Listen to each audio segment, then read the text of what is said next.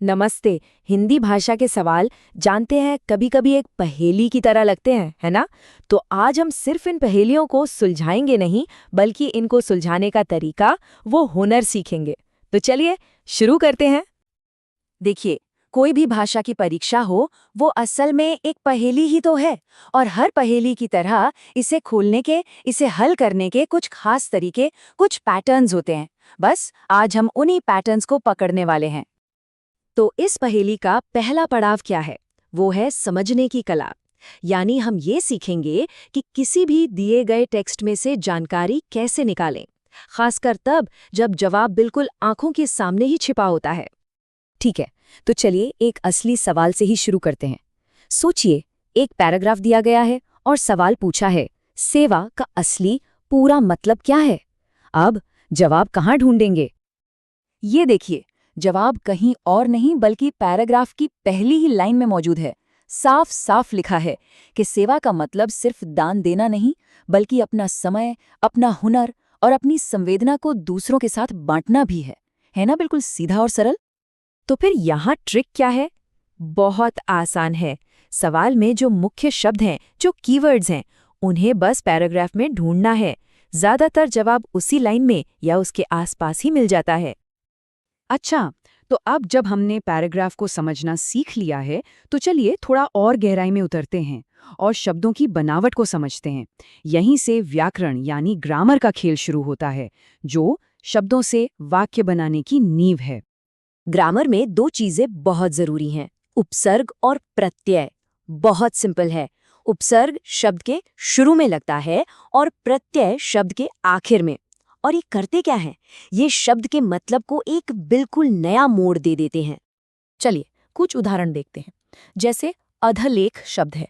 इसमें अध एक उपसर्ग है जो लेख से पहले लगा है। वहीं शिक्षिका में का एक प्रत्यय है जो शिक्षक के बाद लगा है। अन्याय और बालकपन में भी यही बात है। जब हम ये समझ जाते हैं तो नए नए शब्दों का मतलब निकालना बहुत आसान हो जाता है। ग्रामर का एक और मजेदार हिस्सा है वाक्य बदलने का तरीका। एक तरफ हम कहते हैं विद्यार्थियों ने वृक्ष लगाए, यहाँ फोकस किस पर है? विद्यार्थियों पर। लेकिन अगर हम कहें वृक्ष विद्यार्थियों द्वारा लगाए गए, तो अब फोकस काम पर यानी पेड़ लगाने पर आ गया। बात वही है, बस कहने का अंदाज और जोर बदल गया। और अब बात करते हैं संधि की। ये तो कमाल की चीज है।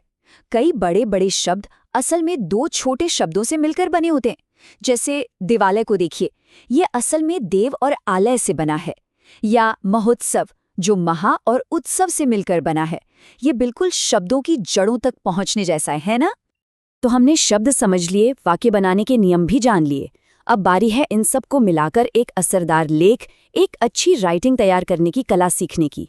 इसे कहते हैं रचना का शिल्प। जब भी कोई फॉर्मल लेटर लिखना हो तो उसका एक सीधा सा फॉर्मूला होता है। सबसे पहले अभिवादन, फिर विषय यानी सब्जेक्ट, उसके बाद अपनी पूरी बात और आखिर में समापन। बस इस स्ट्रक्चर को फॉलो करें तो लेटर हमेशा सटीक और असरदार लगेगा।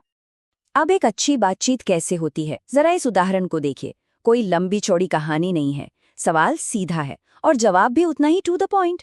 जानकारी बिल्कुल सीधी, छोटी और काम की है। और जानते हैं, यही एक अच्छे कम्युनिकेशन की निशानी है, साफ और संक्षिप्त। लिखने की एक और बहुत जरूरी कला है संक्षेपण, मतलब किसी बड़ी सी बात को कम से कम शब्दों में कहना। तो मान लीजिए हमारे पास ये एक लंबा सा पैराग्राफ है। अब हमारा चैलेंज क्या है? चैलेंज ये है कि इसका जो मेन आइडिया है उसे बचाते हुए इसे छोटा करना है। और ये देखिए नतीजा, जितने भी फालतू शब्द और वाक्य थे उन्हें हटा दिया गया और सिर्फ काम की बातें रखी गईं। ऑनलाइन शिक्षा के क्या फायदे हैं, उसकी क्या जरूरतें हैं और मिक्स्ड मॉडल क्यों जरूरी है। देखा, अब मैसेज कितना क्लियर और पावरफुल लग रहा है। तो आज की इस पूरी बातचीत से हमें क्या सीखने को मिला? चलिए, जो सबसे जरूरी बातें हैं उन्हें एक बार फिर से दोहराते हैं। लेकिन सबसे जरूरी बात, सबसे बड़ी सीख पता है क्या है? ये कि हमने आज जो कुछ भी सीखा, चाहे वो पैराग्राफ समझना हो, ग्रामर के नियम हो या फिर लिखने का तरीका, ये सिर्फ एग्जाम पास करने के नियम नहीं हैं।